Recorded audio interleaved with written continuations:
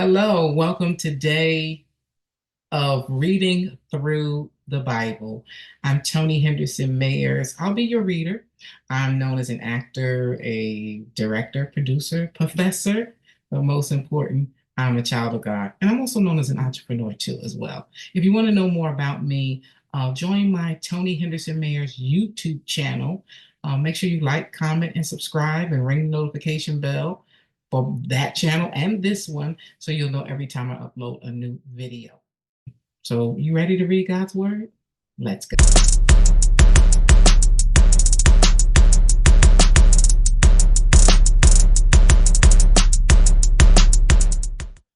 Okay, we're reading Genesis 30 through 31. 30 and 31. Let's read.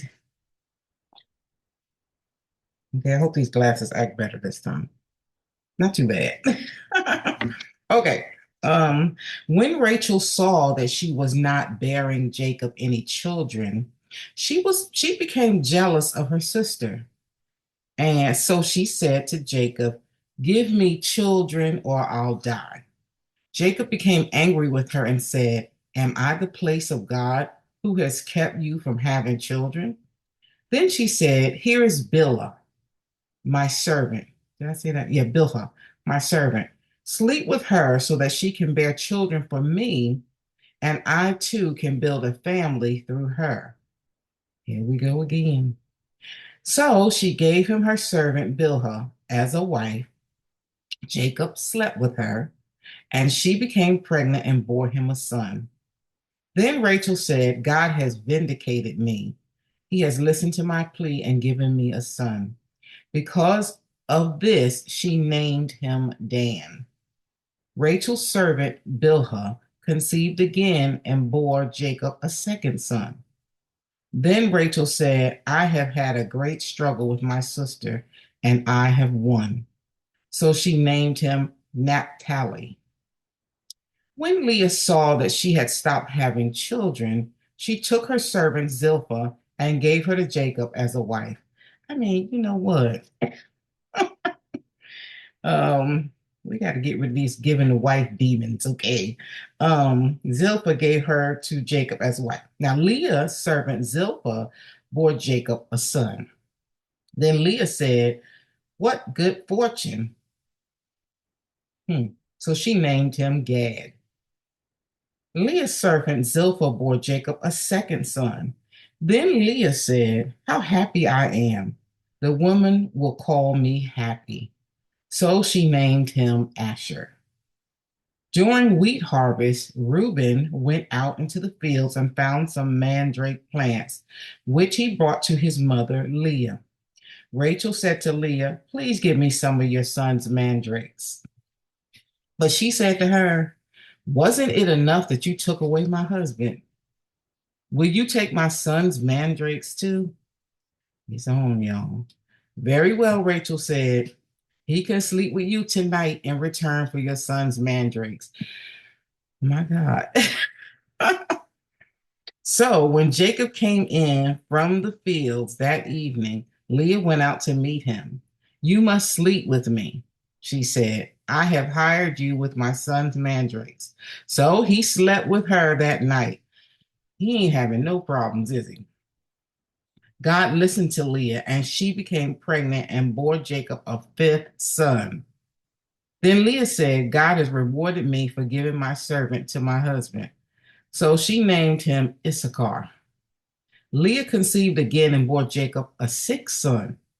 Then Leah said, "God has presented me with a precious gift. This time my husband will treat me with honor because I have bore him six sons." So she named him Zebulun. Sometime later, she gave birth to a daughter and named her Dinah. By the time some women get in here. Then God remembered Rachel. He listened to her and enabled her to conceive. She became pregnant and gave birth to a son and said, "God has taken away my disgrace." She named him Joseph and said, "May the Lord add to me another son." Jacob's flocks increased. Verse 25. After Rachel gave birth to Joseph, Jacob said to Laban, "Send me on my way so I can go back to my own homeland. Give me my wives and children for whom I have served you, and I will be on my way. You know how much work I've done for you." But Laban said to him, "If I have found favor in your eyes, please stay. I have learned by divination that the Lord has blessed me because of you." He added, "Name your wages and I will pay them." Jacob said to him, "You know how I have worked for you and how your livestock has fared under my care. The little you had before I came has increased greatly, and the Lord has blessed you wherever I have been. But now, when may I do something for my own household?" "What shall I give you?" he asked. "Don't give me anything," Jacob replied. "But if you will do this one thing for me, I will go on tending your flocks and watching over them. Let me go through all your flocks today and remove from them every speckled, spotted sheep, every dark colored lamb, and every spotted out, speckled goat. They will be my wages, and my honesty will testify for me in the future. Wherever you check on the wages you have paid me, any goat in my possession that is not speckled or spotted, or any lamb that is not dark colored will be considered stolen." "Agreed," said Laban. "Let it be as you have said."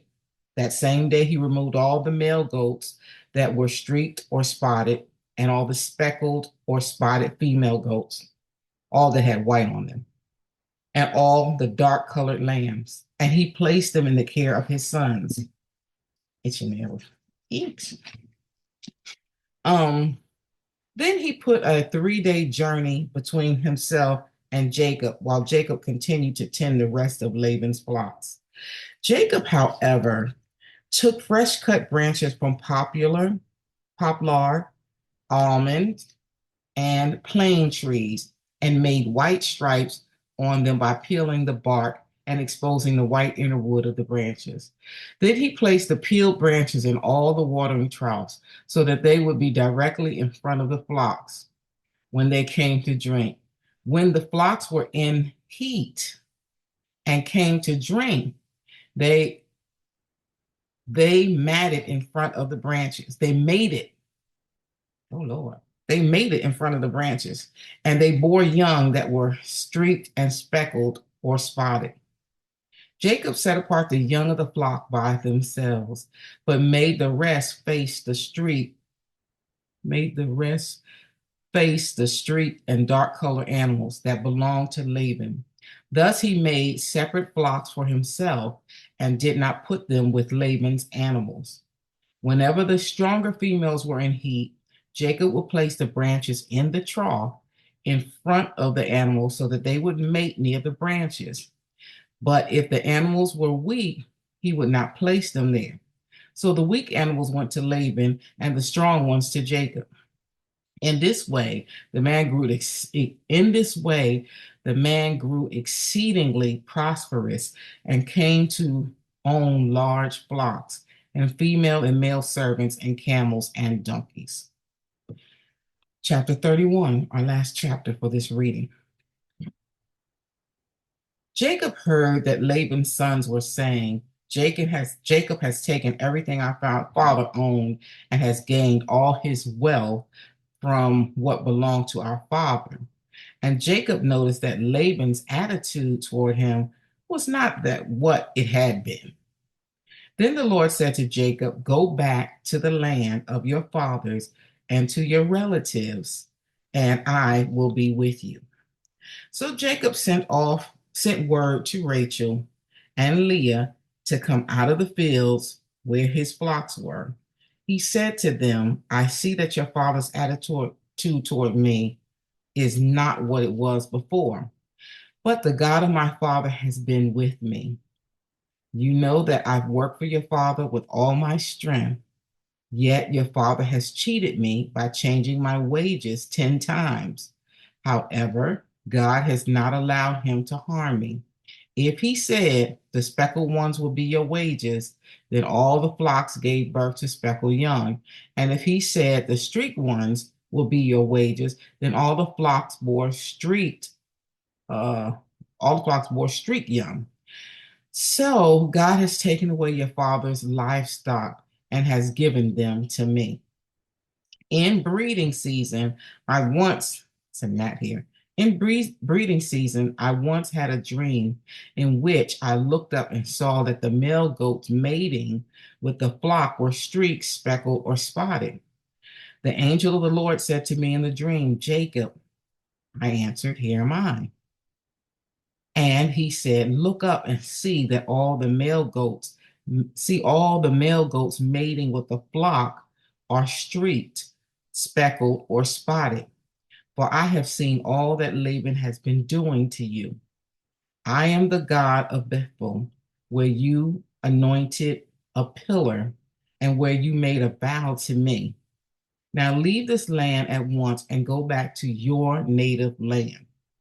Then Rachel and Leah replied, Do we still have any share in the inheritance of our father's estate?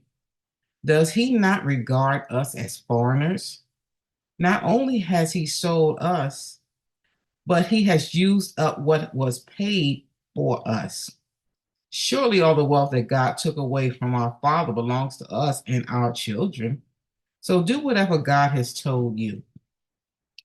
Then Jacob put his children and his wives on camels, and he drove all his livestock ahead of him, along with all the goods that he had accumulated in Padan Aram to go to his father Isaac in the land of Canaan, which Laban had gone to shear his sheep. Rachel stole her father's household gods. Moreover, Jacob deceived Laban the Aramean, but not telling him that he was running away. So he fled with all he had, crossed the Euphrates River, and headed for the hill country of Gilead. On the third day, Laban was told that Jacob had fled. Taking his relatives with him, he pursued Jacob for 7 days and caught up with him in the hill country of Gilead. Then God came to Laban the Aramean in a dream at night and said to him, Be careful not to say anything to Jacob, either good or bad. Jacob had pitched his tent in the hill country of Gilead when Laban overtook him, and Laban and his relatives camped there too. Then Laban said to Jacob, What have you done? You deceived me, and you carried off my daughters like captives in war. Why did you run off secretly and deceive me? Why didn't you tell me so I could send you away with joy and singing to the music of timbrels and harps? You didn't even let me kiss my grandchildren and my daughters goodbye. You have done a foolish thing. I have the power to harm you. Why is my hand itching? Okay. But last night, the God of your father said to me, Be careful not to say anything to Jacob, either good or bad. How now you have gone off because you long to return to your father's household. But why did you steal my gods? Jacob answered Laban, I was afraid because I thought you would take your daughters away from me by force. But if you find anyone who has your gods, that person shall not live. In the presence of our relatives, see yourself whether there is anything of yours here with me, and if so, take it. Now Jacob did not know that Rachel had stolen the gods. So Laban went into Jacob's tent and into Leah's tent and into the tent of the two female servants, but he found nothing. After he came out of Leah's tent, he entered Rachel's tent.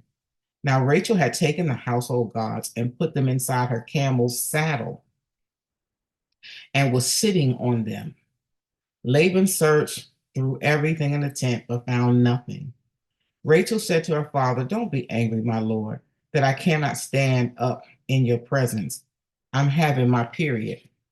So he searched but could not find the household gods. Ooh, child, I'm telling you, they something else.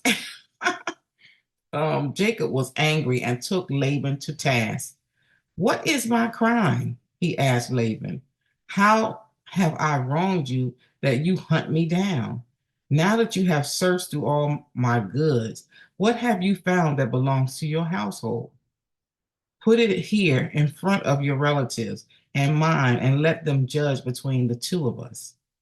I have been with you for 20 years now. Your sheep and goats have not miscarried, nor have I eaten rams from your flocks. I did not bring you animals torn by wild beasts. I bore the loss of myself, and you demanded payment from me for whatever was stolen by day or night. This was my situation. The heat consumed me in the daytime and the cold at night, and sheep fled from my eyes. It was like this for the 20 years I was in your household. I worked for you 14 years for your two daughters and 6 years for your flocks, and you changed my wages 10 times. You child, if the God of my father, the God of Abraham and the fear of Isaac had not been with me, you would surely have sent me away empty handed. But God has seen my hardship and the toil of my hands. And last night he rebuked you. Laban answered Jacob, the women are my daughters, the children are my children, and the flocks are my flocks. All you see is mine. Yet, what can I do today about the daughters of mine or about the children they have borne? Come now, let us make a covenant, you and I, and let it serve as a witness between us. So Jacob took a stone and set it up as a pillar. He said to his relatives, gather some stones. So they took stones and piled them in a heap, and they ate there by the heap. Laban called it Jagar Shahadutha, and Jacob called it Galeed. Laban said, this heap is a witness between you and me today. That is why it is called Galeed.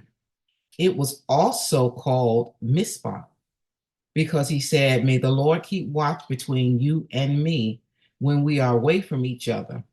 If you mistreat my daughters, or if you take any wives beside my daughters, even though no one is with us, remember that God is a witness between you and me. Laban also said to Jacob, here is this heap, and here is this pillar I have set up between you and me.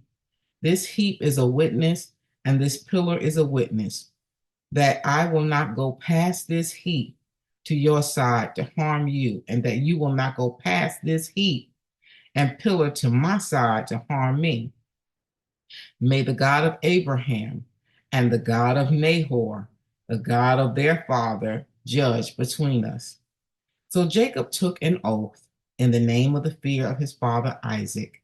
He offered a sacrifice there in the hill country and invited his relatives to a meal. After they had eaten, they spent the night there. Early the next morning, Laban kissed his grandchildren and his daughters and blessed them. Then he left and returned home. May the Lord add a blessing to the reading of his holy word. Ooh, child, that was a lot of stuff going on in there. Okay. Okay, for the extra wives and extra sons. I have two sons. I'm thankful for them two sons. So I guess the Lord gave me an extra blessing because I got sons. Because if my husband decided he's going to take another wife, you know what? Let's end this video. Let's end this video right now. Thank you so much for joining me. Thank you for doing this for yourself. It's just awesome that you're sticking with it. Continue to do so. You know, listen to the recordings or watch it. You can hit play. Make sure you click like. You can click play after you click like, and you can watch it or you can just listen to it as you go about your day. But also make sure you like, comment when you get an opportunity, and subscribe, okay? Click that notification bell and you'll know every time I upload a new video. Make sure you watch the advertisements all the way to the end. You may want to buy something, but it will definitely help the algorithm of this video push it up to the top so more people will get an opportunity to see it, and maybe they will read through the Bible as well. I do want to make one quick announcement. Some of our Bibles moving forward have been kind of changed, so you have to really be careful, like what um version you get and who printed it and all of that. Because sometimes when I read and I catch something, I'm like, I don't remember that being in the original Bible. So, we gotta be, We got to be on it. And I look forward to your comments in the comments section because maybe you catch something, maybe something is not clear. And hopefully moving forward, we'll do some commentary because just reading it straight like this, sometimes you miss all the lessons in it, or sometimes you don't understand why God did certain things or allowed certain things, but it all works out for the good. See, and God sees the bigger picture, and we only see a tunnel vision of even the wisest man is yet ignorant, right? When it comes to God. Well, anyway, I gotta go, but remember the word of God is a lamp into our feet and a light into our path. We will hide God's word in our heart that we may not sin against God. Take care. See you tomorrow.